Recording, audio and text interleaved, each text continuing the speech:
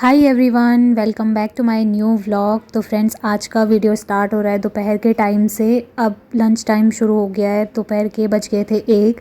तो मैं अभी तक पढ़ाई कर रही थी। उसके बाद मैंने जैसे ही टाइम देखा ना, तो फिर थोड़ी घबराहट सी होने लगती है कि यार इतना टाइम हो गया और मैं अभी तक बैठी हुई हूँ। वैसे तो मैं अलार्म लगा के रखती हूँ कि इस टाइम पे मुझे दाल चावल बनाने हैं। तो आज दाल नहीं बना रही हूँ, बहुत टाइम से दाल और यही सारी चीज़ें बन रही थी। तो मैंने सोचा आज मैं थोड़ा सा ना चौसा बनाती हूँ, अपना पहाड़ी जो लंच है वो बना लेती हूँ। तो मैंने पहले ही पीस के रखी हुई थी काली दाल, उसका मैंने पाउडर बना लिया था।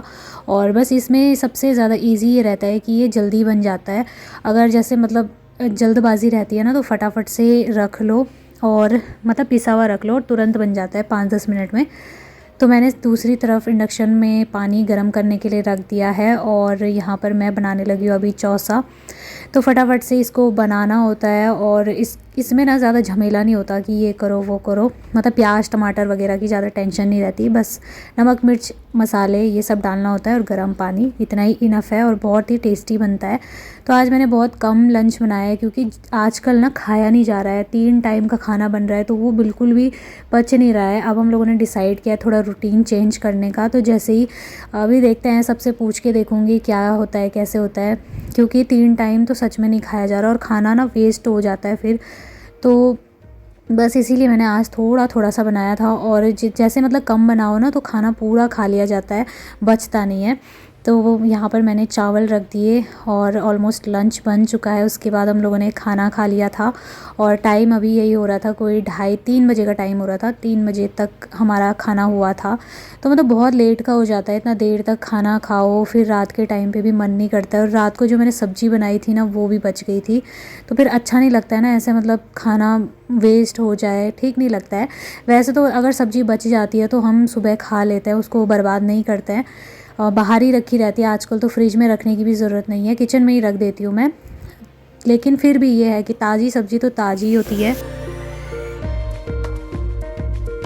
तो आज ना थोड़ा सा चावल नीचे लग गए थे, मतलब कुकर थोड़ा जल गया था, मेरा ध्यान गया नहीं और इस पर सीटी भी नहीं आ रही है, पता नहीं क्या प्रॉब्लम हो गई। तो जब ऐसा होता है ना, टाइम थोड़ा ज़्यादा लग जाता है बर्तन धोने में। लेकिन वैसे मैं इसको भिगो के रख सकती थी, पर क्या होता है ना, फिर जैसे शाम के टाइम पे चाय बनाने के लिए आते हैं और किचन में अगर एक भी बर्तन दिख गया तो बड़ा अजीब लगता है, बोरियत सी आती है कि ये काम करना है।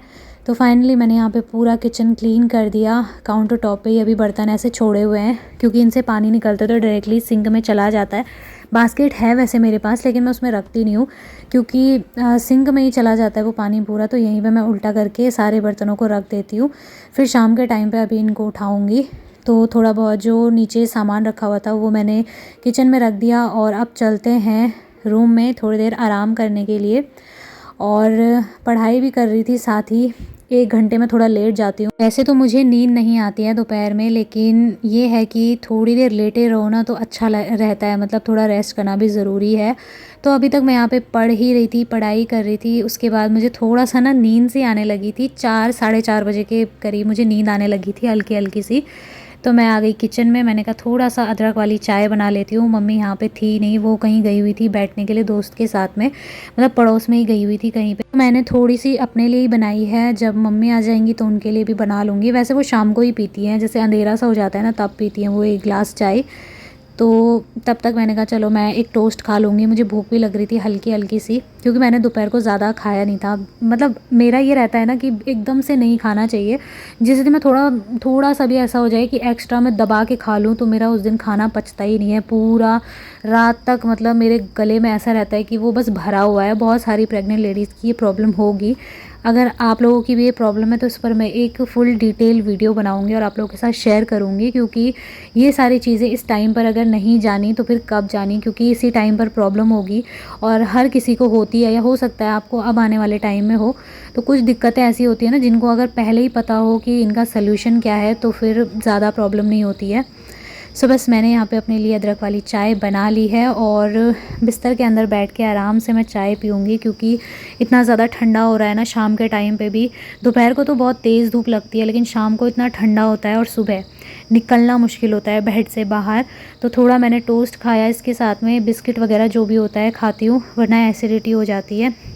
और चाय पी ली उसके बाद मैं बाहर आ गई थी टहलने के लिए, और टहलते टहलते यहाँ पे मतलब वॉक करते हुए ना देखिए अंधेरा सा होने लगा है। हस्बैंड इस टाइम तक ट्यूशन पढ़ा रहे होते हैं और मम्मी पीछे खेतों में थी, वो कुछ काम कर रही थी वहाँ पे। तो मैं यहाँ पर टहलती रहती हूँ तकरीबन 1-1.5 घंटा, और अंधेरा भी हो जाता है। फिर अंधेरा जैसा ज़्यादा लगने लगता है ना, तो मैं अंदर जाके फिर खाना बनाने की तैयारी कर लेती हूँ। तो ये देखिए सामने की जो लाइट्स हैं वो भी खुल चुकी हैं, और अब मैं चलती हूँ अंदर, खाना बनाने की करते हैं तैयारी। और पता है आज क्या हुआ, जैसे ही मैं किचन में घुसी मैंने ड्रम खोला तो उसमें ना आटा ही ख़त्म हो गया था। मैं बोल रही थी ना कि चक्की पे पिसवाने के लिए दिया था, और हस्बैंड बिल्कुल भूल गए थे कि वहाँ से आटा लाना है। तो जब वो आए तो मैंने इनसे कहा कि आटा तो ख़त्म हो गया है, तो फिर फटाफट से गए भाग के, और आए तो ये लेट से ही थे, क्योंकि इनको ये था कि कहीं वो चक्की वाले भैया बंद करके चले ना गए हो, क्योंकि परसों ये 1 किलो आटा लेके आए थे जो 2 टाइम के लिए हुआ, रात और सुबह तक ही चला था। आज के लिए बिल्कुल आटा ख़त्म हो गया था, तो मैंने कहा चलो पहले सब्ज़ी बना लेती हूँ। सब्ज़ी काट के तो मैं चली गई थी, मैंने धो के रखी हुई थी, और प्याज टमाटर वगैरह भी मैंने टमाटर काटे थे, प्याज नहीं, प्याज तो मैंने अभी काटे।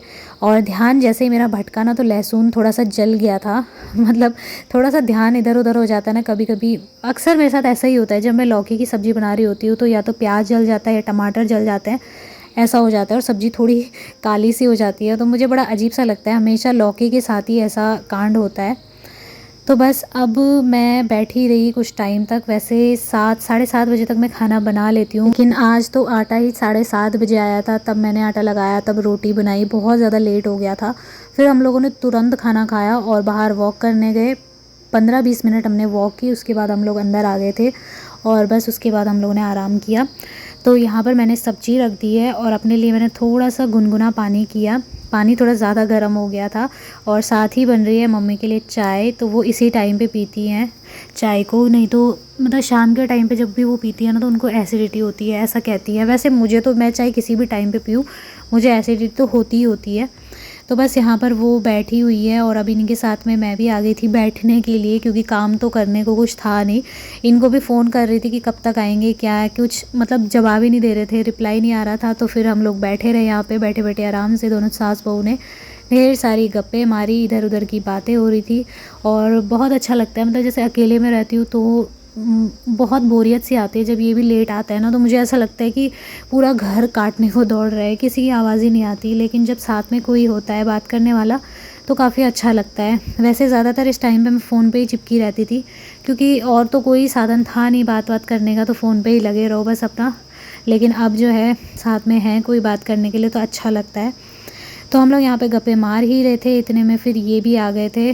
बहुत सारे काम थे बीच बीच में, थोड़े बहुत छूटे हुए जो मैंने किए, और दाल भी रखी मैंने कल के लिए, क्योंकि कल हम सीधे अब दाल चावल बनाएंगे 11 साढ़े 11 बजे के करीब।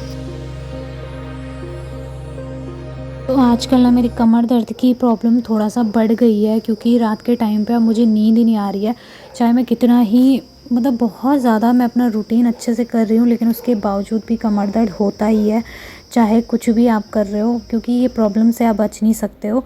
तो कोशिश रहती है कि थोड़ा बहुत एक्सरसाइज़ वगैरह मैं अच्छे से करूँ सुबह के टाइम पे, और वॉक करूँ। वैसे वॉक भी करती हूँ तब भी मेरे कमर में दर्द होता ही है। खैर ये दर्द तो ऐसा है कि ये आप दवाई भी नहीं ले सकते और कुछ कर भी नहीं सकते हो इस दर्द का, ये तो होना ही है। अब 7वें महीने, 7वां मतलब 8वां लगने वाला है, तो 8वें 9वें महीने में बहुत ज़्यादा दिक्कत होती है कमर दर्द की। खड़े ज़्यादा देर तक रहा नहीं जाता है, इतनी ज़्यादा प्रॉब्लम होने लगती है।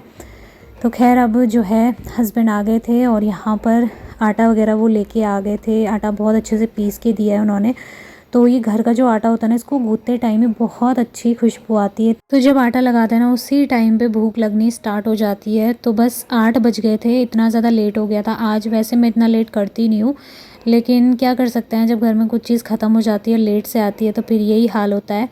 तो बस फटाफट से फिर मैं लग गई अपने काम में, और अब मैं रोटियां बना रही हूँ। हस्बैंड भी 50 बार आके पूछ रहे थे कि मैं तुम्हारी हेल्प कर देता हूँ रोटियां सेकने में, लेकिन मैं उनसे बार बार कह रही थी कि नहीं रहने दो, 2-4 ही बनानी है, कौन से इतनी ज़्यादा है जो मतलब इतनी हेल्प की ज़रूरत नहीं है। लेकिन फिर उनका मन नहीं माना, और 2-4 रोटियां मैंने जैसे ही बनाई उसके बाद ये भी आ गए थे मेरी हेल्प करने के लिए।